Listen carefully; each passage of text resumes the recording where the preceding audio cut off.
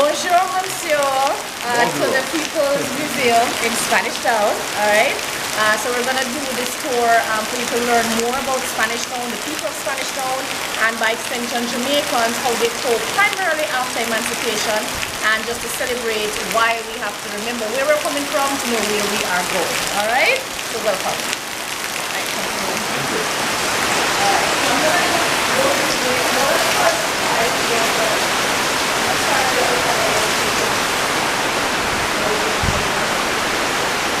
Okay, so at the People's Museum in Spanish Town, we're actually going to start the tour at the other end. As you can hear, it's actually raining today. And we've got various events planned at the People's Museum for Heritage Week.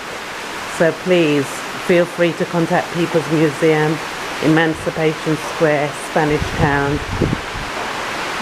We're in the indoor museum and there is an outdoor museum.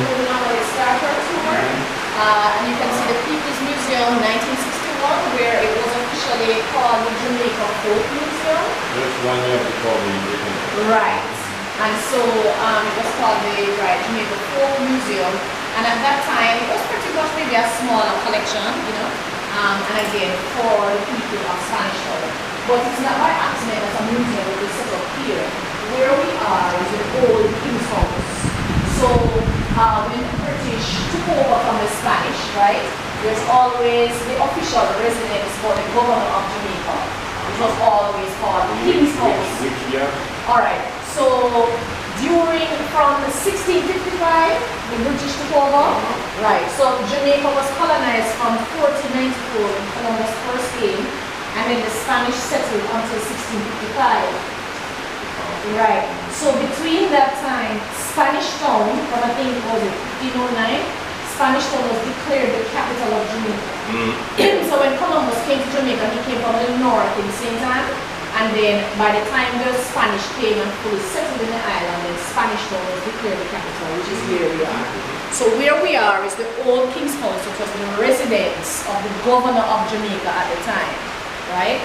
So even though the English took over Jamaica from the Spanish, they still kept Spanish Town as the capital. So when the Spanish realized they had to flee when the British invaded in 1655, they even burned some of the buildings, right? So they destroyed some of the architecture, all of that. So what was left, the English took and I guess built their own architecture too. So even just how it is laid out, you can see elements of Spanish architecture. This is destroyed? Yes, from, some of it. For the English when they come here? Yes, okay. so some of it was destroyed when the English took over. In terms of time you can passing contact now, the People's Museum, Spanish Town, and you can arrange the tour of this museum.